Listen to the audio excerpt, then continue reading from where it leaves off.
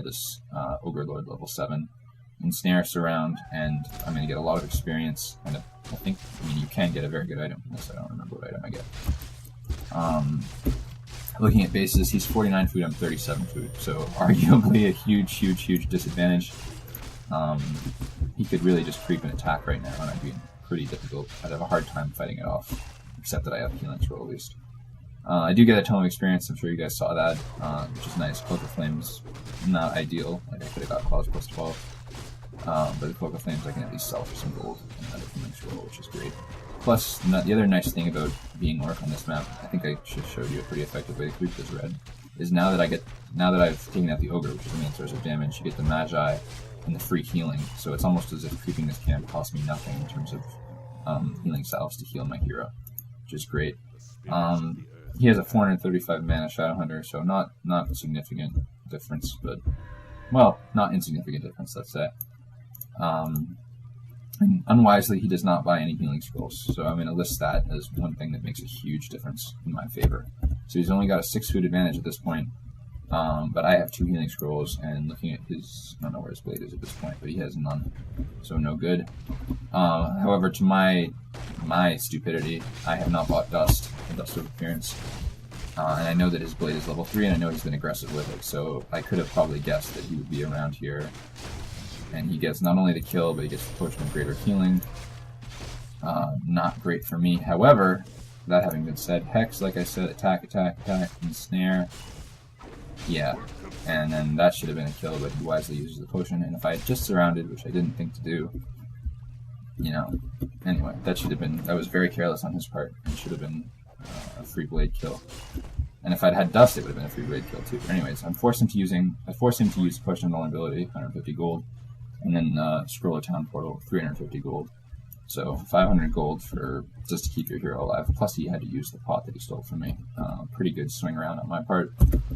Looking at him, huge mistake on his part here. He's 53 food, 53 for 60 food. And even though he's got a huge advantage in that he gets the solo creep with Shadowhunter, it does him no good when he's using upkeep so horribly. So big mistake on his part. While I'm at you notice I'm still at 50 food, but I'm upgrading armor and attack at the same time. He has upgraded neither, and looking back at his 1 mil, he's only upgrading attack as we speak. So really bad upkeep management on his part to be 53 food and upgrading. He could be 50 food and upgrading both, and buying heal scrolls. So that's kind of his mistake that's going to allow me an entrance back into this game, where I've been playing pretty badly so far, as you can definitely tell. So creeping between us, it's actually kind of safe to do, especially if you have a smaller army, which I assume I do at this point, just because you can lure the creeps into the choke point between your bases, and then if he wants to fight you there, he kind of has to fight in an alley where his food advantage wouldn't be so great.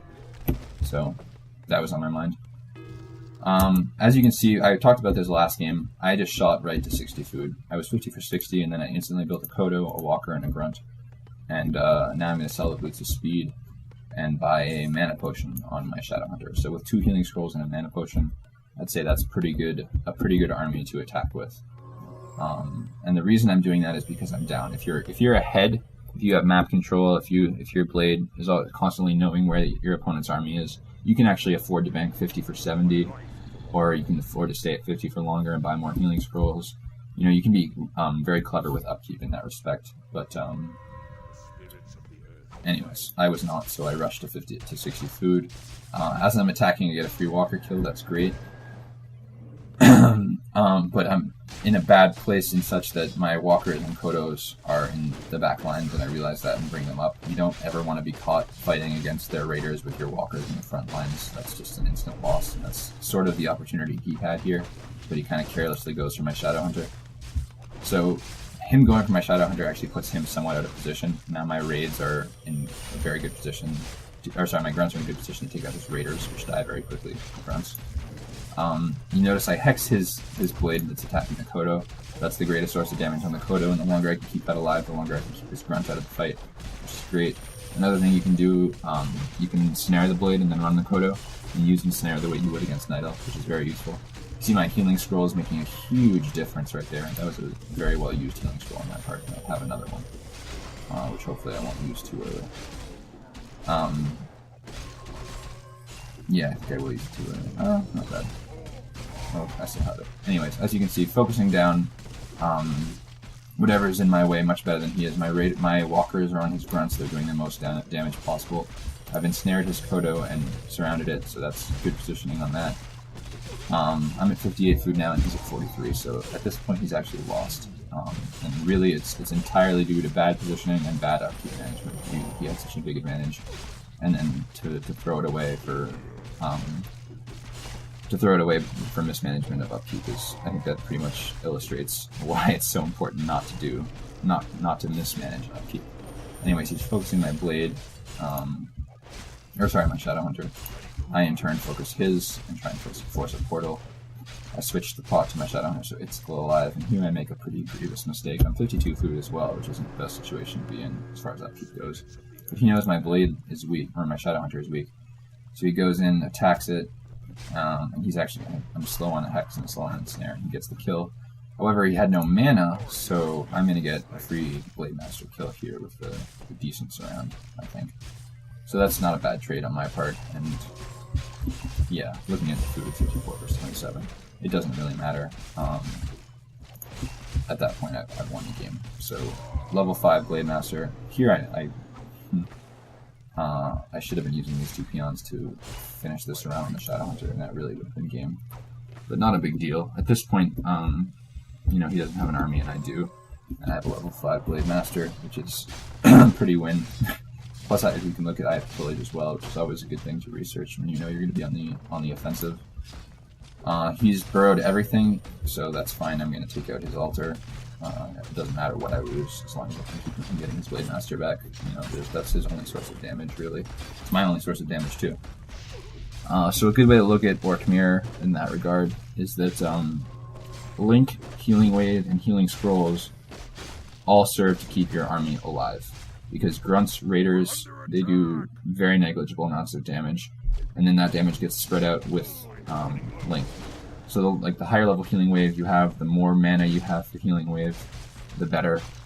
And then of course Healing Scrolls, that's their importance, is that, you know, they serve to prolong the life of your army. And anyways, as I was going for that surround on his Shadow Hunter, his countdown came up, so lag hack. I don't even think there is a lag hack. But I thought it was kind of odd to accuse me of lag hacking at the end of the game, and I've already won. But anyways, so yeah, I think that pretty well illustrates. Those are two games where I was obviously behind. Horrible play on my part early on. Sorry, you guys. I was debating not even showing these because I was kind of embarrassed. But at the same time, I think there's a worth to seeing the mistakes I made as well as the mistakes my opponent made that allowed me to come back into the game. And part of the fun of watching professional players play, Grubby especially, I think, among all Orc players, I've seen so many games where I've just given up on him. I thought the show win button was wrong. Like, I downloaded the replay knowing Grubby was winning, but halfway into the game, I'm like, okay, he's getting destroyed. And somehow he comes back and wins. And it's always, always, always due to opponent mistakes, and both my opponents made pretty grievous mistakes. But it's also due to intelligent play on the winner's part, always as well. And I think I did a pretty good job. I mean, I hope I did a good job showing you guys how I made those comebacks. Both aggressive creeping, good positioning in the armies, good management of upkeep. So that's game. I hope you guys enjoyed the audio, rather. I'm back. I'm not going to be leaguing, I don't think, but I will be playing. We've remade Clan VT, so please feel free to drop by anytime. The channel is actually pretty active. Big shout out to WCR Replays for taking me back. I love that site very much.